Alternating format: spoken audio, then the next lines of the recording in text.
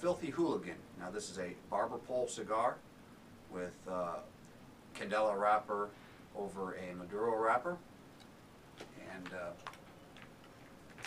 will be using my score sheet today, so we get everything all on the up and up. The wrapper leaves are from Jalapa, Nicaragua. The binder is an Ecuadorian Sumatra, and the filler is from Honduras and from Panama. Factory's in Honduras. As I mentioned, this is a barber pole cigar. Now for me, this will be a first time smoking a candela wrapped cigar. Has a interesting green color to it. Has to do with the way it's fermented in the curing barns and whatnot that turns it green. Has a good pack. It's pretty firm, but has it just slight amount of give, just as it should be. Feels like a really nice pack. Fairly decent weight to the cigar.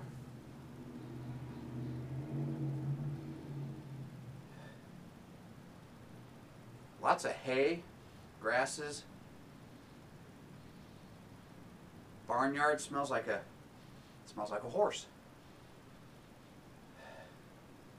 Maybe some grains. Boy, there's a lot going on the wrapper.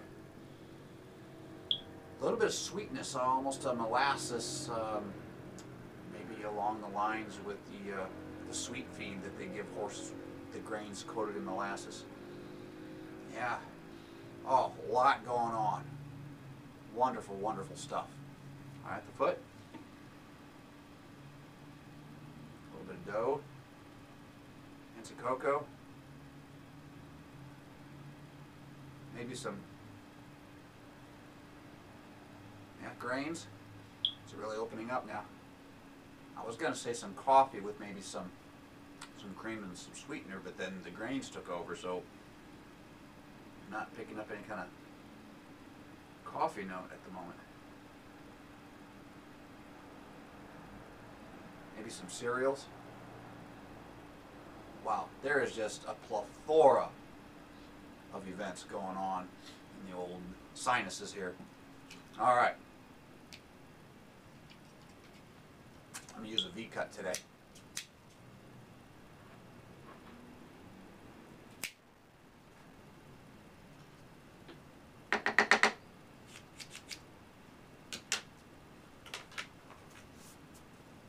All right. V-cut did the trick. Good airflow. It's not a gaping wide open hole, but it's not a drink mixer stirrer either. There's some leather on there. More of that barnyard. Think horse farm. The tack room. All kinds of leather, and you can smell the grains from the horse feed and the molasses. And it's thick in the air, and you can taste it. A little bit of hay in there. All things related to a stable. Take that back. I'm not picking up any ammonia horse piss. I'm not getting any of that, thank God. All right, I'm gonna light this up and come back with my first impressions. See you in a bit.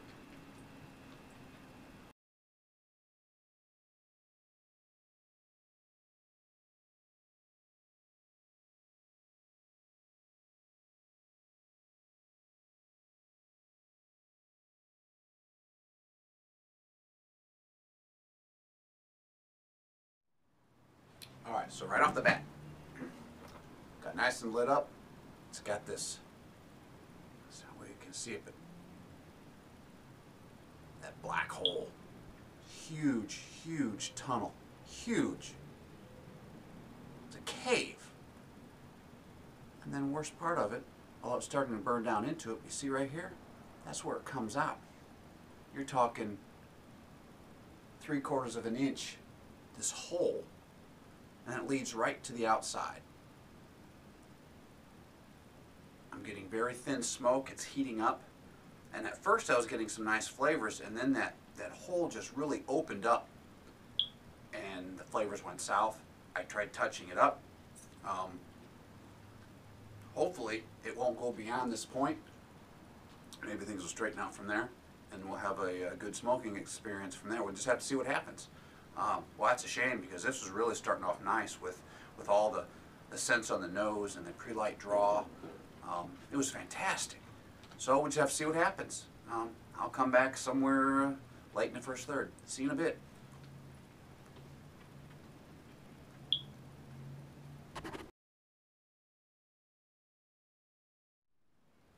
Pairing the Filthy Hooligan with Raven's Roost Baltic Porter from Parkway Brewing Company right here in Salem, Virginia. There you go, guys. There's a plug for you. I'm an idiot. Anyway, it's actually pairing really nicely with this Filthy Hooligan. It's thick, creamy, rich, slight bit of sweetness to it, a little bit of smokiness on there. Mild on the hops. You can tell that there's a little bit of hoppy bitterness there, but it's not overbearing. It's kind of in the background on the finish. It leaves your mouth coated with the kind of a thick, rich, slurry. Real nice, real pleasant.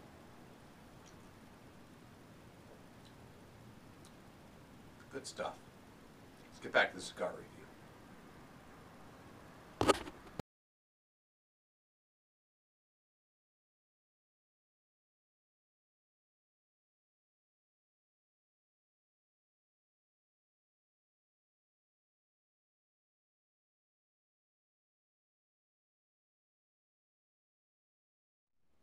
So here we are, just about 20 minutes in. I've had to touch it up several times. That huge hole that had burned kind of in a hook shape on the inside, came through to the outside, ruined the cigar down to about 3/4 of an inch. I burned through it, touched it up several times, and then it developed another hole. Did the same thing, came off to the side.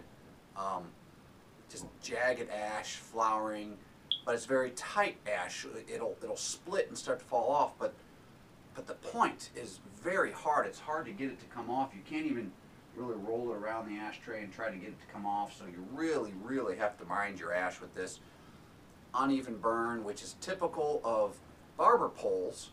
See how the burn line kind of follows the angle of the barber pole? This has been my experience with many barber pole cigars. Not all, but many. I've already removed the secondary band. I'm going to go ahead and remove the primary shoulder band. Made a little bit too much glue on there. I like to try to save the bands. My friend in Finland, Donnie, from the Cigar Gypsies, you ought to check them out on YouTube. But he makes cigar band art, puts them in a picture frame, when he places them. Real nice stuff he does. So I save these bands for him, I send them off to him. I guess my other gripe about this cigar is the band looks kind of cartoonish. Not, I mean, it's got some nice design elements to it, but it just reminds me of a cartoon drawing the way it's done. Which is, I guess, neither here nor there, but it's, I like artwork on a band, or a band that is very utilitarian, and this is neither of those. Like I said, it's cartoonish, and it's just not my style. Not necessarily there's anything wrong with it, just not my forte, I guess. But,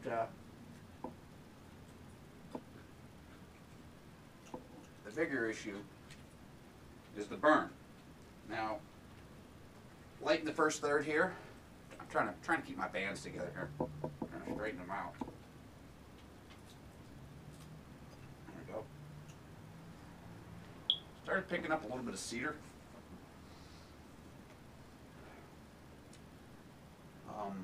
And there's a bitter coffee note, like when coffee gets cold after sitting around for a long time, and you pick it up an hour later and take a drink and say, oh, it's cold, it's bitter, it's awful. Now, that's not necessarily a bad aspect in a cigar, but yeah, I mean, nobody likes cold, bitter coffee unless you're specifically drinking iced coffee. Yeah, sure. Well, I guess some people could like cold coffee. But, yeah, it's losing ground quickly for me.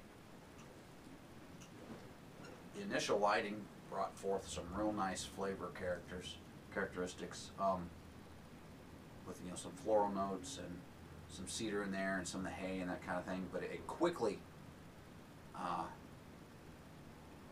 turned around on me when that hole developed, that tunnel that was just an absolute cave. And yeah, but anyway, I'm going to continue smoking this, and I'll come back late in the second third. See you in a bit.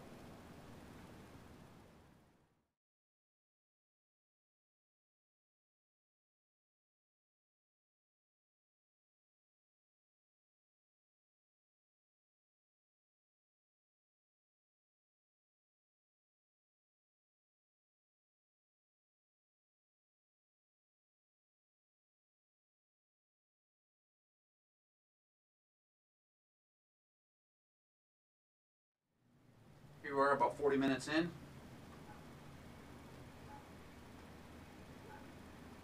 I haven't had any more of the tunneling going on. Now, I'm kind of beyond second third. I'm well into the final third, and approaching the nub. But I have picked up some subtle grilled meat and hints of barnyard, real subtle. Just, there's not a whole lot going on with the cigar. Pretty one-dimensional.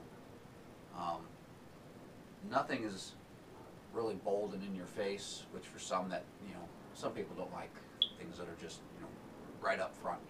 They like the subtlety. Um, and at times I do too, if it's part of the characteristic of the cigar. But with this particular cigar, just the way it's going, it's not real impressive for me. This is a limited edition cigar. It was,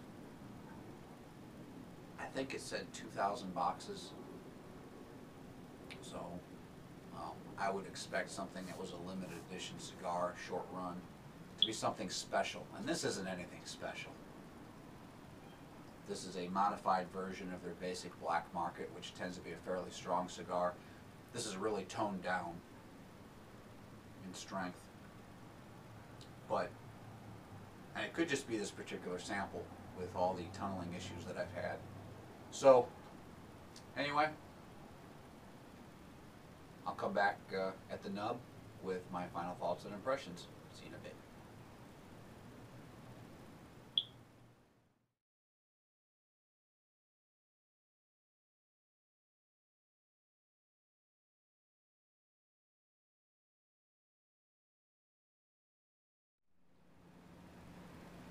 Here we are, just about 50 minutes in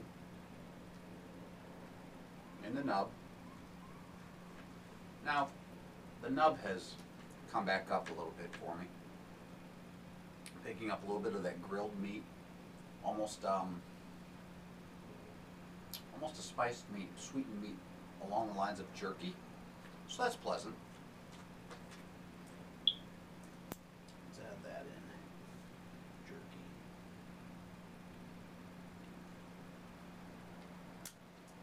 Hints of that bitter coffee once again, maybe some citrus in there.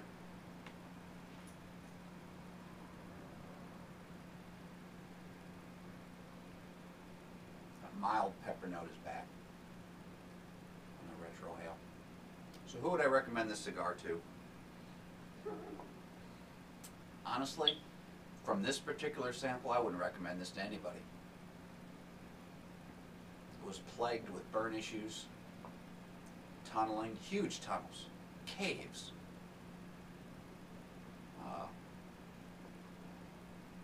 An uneven burn. Now, late in the second third, the burn issues pretty much disappeared. I didn't have to touch it up after that second tunnel. And there's just really not all that much I can say about the cigar. I'm pretty unimpressed. And for being a limited edition cigar, 2,000 boxes of 22, you do the math. Typically, when a company makes a cigar like that, they intend for something to really shine. They want it to be a showcase. And this is not it. Initially, I thought it was going to be because it had a lot of nice scents on the nose and the pre-light draw, phenomenal. And the initial lighting was even pretty darn good. But I wouldn't really recommend this to anybody. Anybody would be put off by this. At around $8 to $9, kind of pricey for a cigar that only scored 85 points. 85 points. That's it. So there you have it. I thank you for once again watching Scorpion Cigar Reviews. Catch you next time.